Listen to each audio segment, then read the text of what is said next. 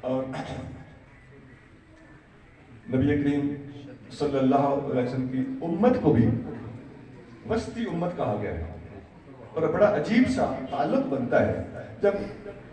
کعبہ شریف کو قبلہ بنایا گیا مدینہ شریف میں ہجرت کرنے کے بعد، تو اللہ تعالیٰ نے قرآن آیت نازل کی وَكَذَلِكَ، اے محبوب ہم نے یہ قبلہ چینج کر دیا ہے، تبدیل کر دیا ہے، سَيَقُولُ السُّفَهَاءُ مِنَ النَّاسِ مَا وَلَّاهُمْ عَنْ قِبْلَتِهِمُ الَّتِي كَانُوا عَلَيْهَا۔ پورا پیچھے کانٹیکسٹ پڑھیں، سیاق پڑھیں تو پتہ چلتا ہے کہ اس کے بعد جو اللہ فرماتا ہے وَكَذَلِكَ، یہ ہے وہ طریقہ جَعَلْنَاكُمْ أُمَّةً وَسَطًا، کہ ہم نے آپ لوگوں کو بھی امت وسط بنا ڈالا ہے۔ کیوں؟ کائنات اور دنیا کے وسط کی طرف، زمین کے وسط کی طرف، سینٹر کی طرف،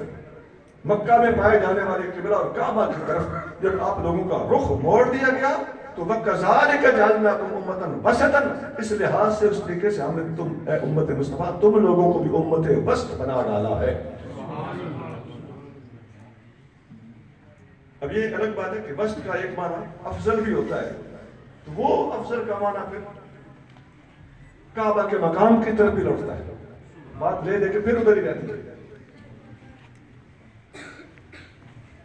نبی کریم صلی اللہ علیہ وسلم نے اس شہر میں کھڑے ہو کر اعلان نبوت کیا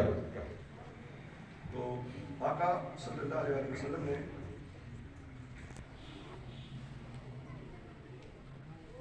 مکہ میں کھڑے ہو کر اعلان کیا تو ذرا توجہ کی، مکہ کے اس طرف یہ کونا پرتا علی لاندے علی گٹھ سے آتے ہیں، یہ سائٹ یورپ ہے اور یہ سائٹ افریقہ ہے۔ یورپ گوروں کا ہے، افریقہ اور حبش یہ کالوں کا علاقہ ہے، اور یہ جو ہم ادھر بیٹھے ہیں ہماری یہ ڈائریکشن بنتی ہے، ادھر والے گندمی لوگ ہیں، ہم پکے رنگ کے گورے اور کالے کے درمیان والے لوگ سمجھے جاتے ہیں۔ یہ بالکل آپ جغرافیہ جاننے والے سمجھتے ہیں کہ میری باتیں بالکل درست ہیں۔ یورپ گوروں کا، افریقہ کالوں کا، اور ایشیا گندمی اور درمیانے گورے اور کالے سے ملے جلے مربوع لوگوں کا ہے۔ اچھا، اب دور مشرق میں جاپان ہے اور آسٹریلیا ہے، اور دور مغرب میں امریکہ ہے اور کینیڈا ہے،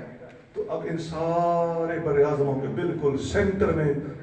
ڈائریاں دیکھ لو جہاں دنیا کا نقشہ بنا ہوا ہے، عرب شریف پوری دنیا کے بالکل سینٹر میں آپ کو نظر آئے۔ اب سینٹر میں کھڑے ہو کے آقا اعلان فرما رہے ہیں، مسلم شریف حدیث ہے، بعثت الی کل احمر و اسود، مسلم شریف، اللہ نے مجھے ہر گورے اور کالے کا نبی بنا کر بھیجا۔ سینٹر میں کھڑے ہیں، ادھر گورے ہیں، ادھر کالے ہیں، ادھر گورے اور کالے سے ملے جلے ہیں، آقا سینٹر میں کھڑے ہیں اور اعلان بھی یہی کر رہے ہیں کہ میں ہر گورے اور کالے کا نبی بنا کر بھیجا گیا ہوں۔ آپ یورپ میں اٹھتے تو بات یہ اعلان سجنا ہی نہیں تھا، آپ امریکہ میں افریقہ میں اٹھتے یہ اعلان سجنا ہی نہیں تھا، اور آپ ایشیا میں ہوتے یہ اعلان سجنا، یہ ہمارے مشرقی ایشیا کی بات کر رہا ہوں، ورنہ عرب ایشیا میں یہ اعلان سجدہ ہی ثابت تھا کہ آقا صلی اللہ علیہ وسلم تمام بر اعظموں کے اس سرحد پہ کھڑے ہو کر یہ اعلان کرتے ہیں۔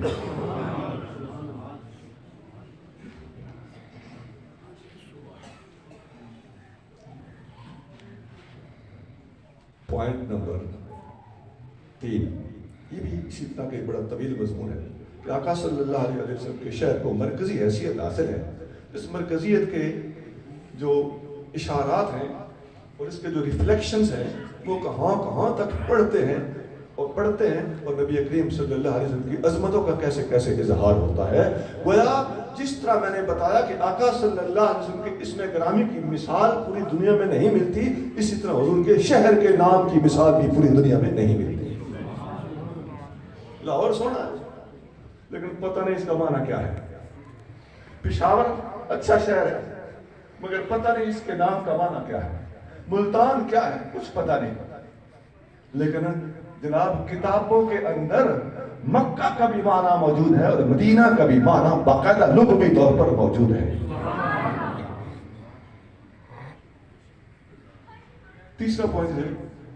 نبی پاک صلی اللہ علیہ وسلم کی عظمت کا منہ بولتا ثبوت تجھ سا کوئی نہیں کا ایک اور ثبوت وہ ہے قرآن. میں نے اس میں جناب محمد کے کمالات عرض کیے, مکہ کے شہر کے نام کی عظمتیں عرض کی,